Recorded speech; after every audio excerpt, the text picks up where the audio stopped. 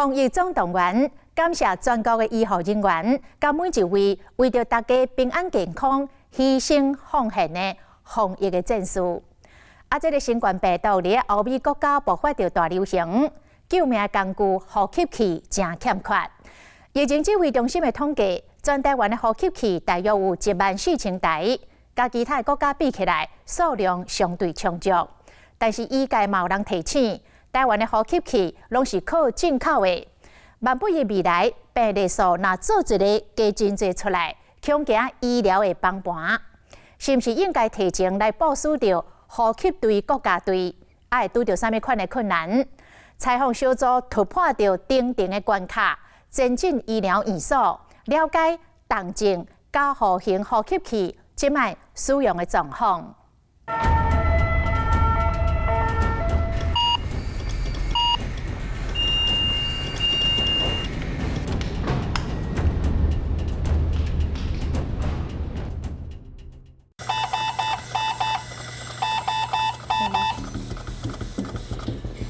新型冠状病毒侵袭美国确诊甲死亡人数拢是全球冠军，直击美国病院医疗设备供不应求，敢若是纽约州救命需要的呼吸器，就欠缺3万台。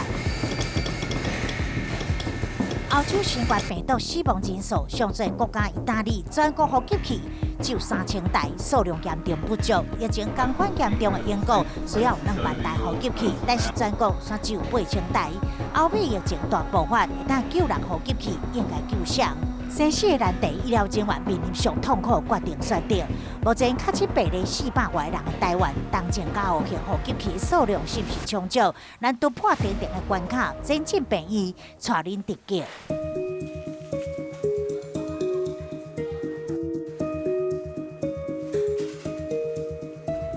穿上隔离衣，全副武装，我们进入呼吸照护病房。这里虽然不是隔离病房，但是仍有病友使用重症加护型的呼吸器，和这一次新冠病毒的重症病友使用的是同一种呼吸器。累不累？累吼。88岁丁阿伯4个月前因为胃肠穿孔开刀，手术了后并发呼吸衰竭，即马呼吸器正作为卫生的救命工具。从嘴巴插管的话，那只是暂时性的。普通我们在医学上，如果说你插管2个礼拜还没办法拔管成功的话，我们都会建议家属做气管做气切。好，来加油！耶，很好。因为疫情，厝内人无法度来陪伴丁阿伯，本人退休医认真复健，希望有一天会当靠家己的力量复吸。这间6个人病房当中，有4个人像丁阿伯同款，使用动静加护型呼吸器，医疗人员真用心照顾，非常无用。其实所有的疾病到后期的话，都会进展到呼吸衰竭。那呼吸衰竭就有程度之分，那比较严重的呼吸衰竭就需要用到加护型的机器。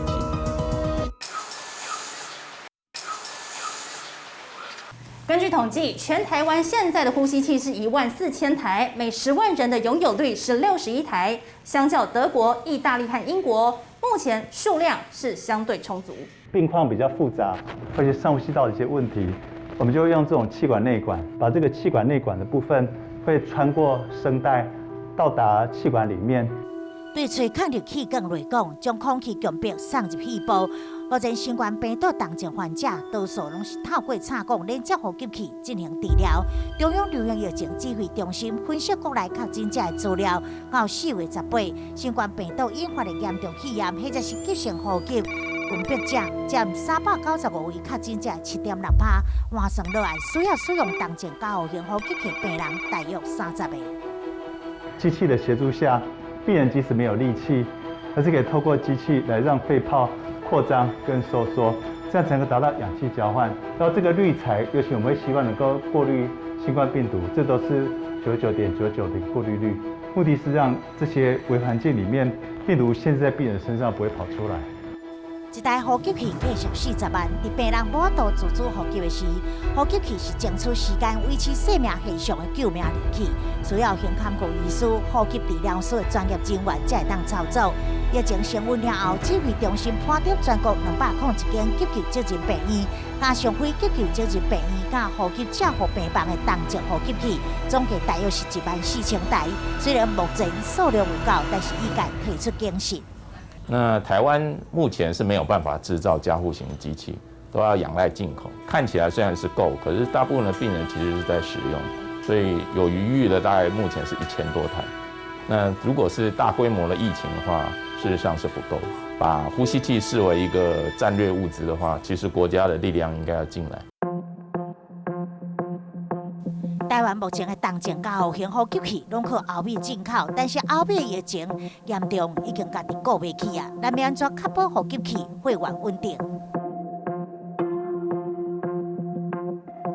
经济部发出比较，虽然国家队超前部署，留做呼吸器国家队，为随时可能侵袭的疫情海啸做准备。但是动静加后型的呼吸器，台湾连自产能力拢无，呼吸器国家队如何成立？呼吸器国家队的概念，其实就是要由国家，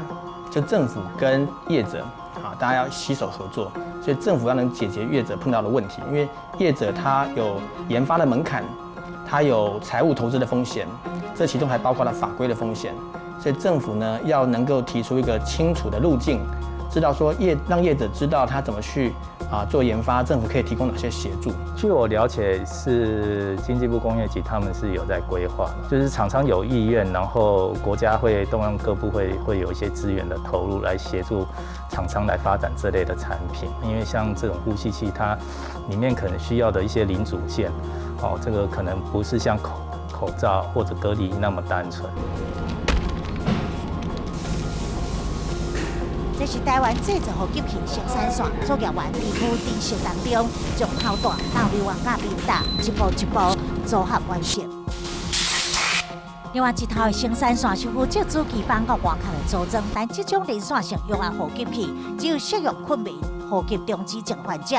甲动症朋友所使用呼吸器完全无同。它的精密度不太一样，况且重症用的呼吸器大部分会配合是要接医院用的气墙，至少它一定要有一条空气管子，跟再来一条氧气的管子，因为他们要去控制它的氧气浓度，所以这2支管子通常一定要跟医院的气墙接上才有办法做使用，所以一般在家是没有办法直接做操作使用的。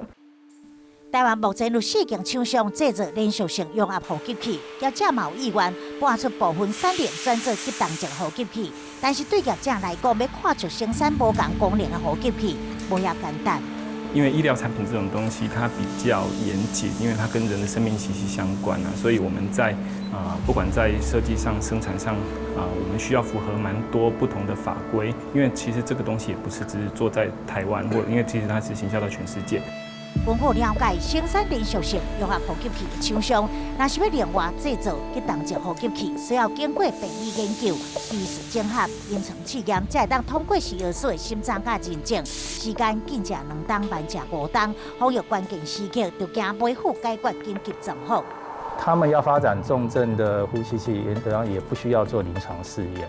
对，只是它必须能设计出是要符合这种重症病人用的这些规格。它其实呢都有所谓公卫需求的紧急使用条款，但实际上它并没有更详细的在哪些条件底下你会用什么样的标准去审核。对厂商来说，它仍然是一个不够明确的法规环境。目前我们以专案制造这样一个绿色通道核准的产品已经有很多了哈。那比如像口罩、隔离衣、核温枪，那以这类的产品来讲，很多都是属于2等级的产品。那一般我们法定的审查天数是要在140天内完成。那以这种专案制造，我们原则上审查的天数大概以目前核准的案子，平均都在10天内就完成审查的程序。我们在法律里面是有的，但是这个法律的规定，并没有办法得到说在具体每一次的疫情中，它是不是哪些产品可以适用这个法律上的那个条文。台北医学大学医疗甲生科法律研究所所长李宗熙认为，就算做未成同情呼吸器国家队，嘛会当借这个机会省思国内自产能力，因为比较到美国要求汽车大厂投入制造呼吸器，台湾厂商要克服的技术制限并无悬，各部会应该主动协助产业开路。以台湾仍然是仰赖进口的这个情况底下呢，以长远来说，我们仍然可能会有下一波的疫情或下一个不同的疫情出现。那么呼吸道的疾病都很可能到重症的时候需要使用呼吸器。好，所以呢，我们利用这次机会，怎么去快速的建立起国内自产的能力？所以相较汽车厂可以做，台湾应该更有条件可以做。是我相信台湾的厂商不会比美国的汽车厂来的不会做这个呼吸器。不过，台北医学大学附设病院胸腔内科主任周碧谦嘛呼吁，若是无充足的病房甲相关的医疗人员，搁较侪同情呼吸器，嘛惊无用武之地。这病人要进入呼吸衰竭，需要呼吸器，常常都已经奄奄一息，所以他的病毒量相当的多。但是因为他没有力气，咳不出来。呼吸器插管之后，病毒会蜂拥而出，因为本来塌陷的肺部都被打开，肺泡都被打开，所以这时候你如果没有个好的一个场所，就会出问题。所以首先硬体的关键就是负压加护病房跟负压隔离情况下使用呼吸器。但软体的部分比较麻烦，软体的部分包含有多少胸腔科医师、重症医师，有多少我们的呼吸治疗师，有多少护理师，这些部分如果没有解决的话，空有机器它一样不能够发挥有效的治疗目的。